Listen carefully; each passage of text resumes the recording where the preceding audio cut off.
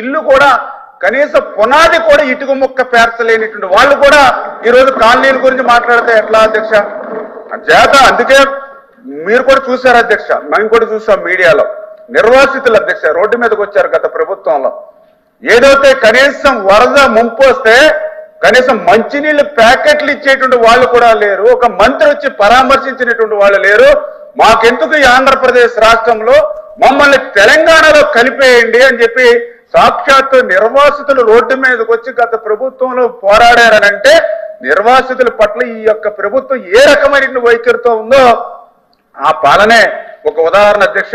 అందుకే ఈరోజు ఏదైతే ఈ యొక్క ప్రభుత్వం చాలా చిత్తశుద్ధితో నేను ముందునే చెప్పాను, పోలవరం ప్రాజెక్టు నిర్మాణం మీద ఎంత శ్రద్ధ పెడతామో అంతకు మించి నిర్వాసితుల మీద కూడా అంత శ్రద్ధ పెట్టి వాళ్ళకి కాలనీలు డెవలప్ చేయడంలో కానీ అదేవిధంగా మరి వాళ్ళకి R&R ప్యాకేజీలు ఇచ్చేటువంటి విషయం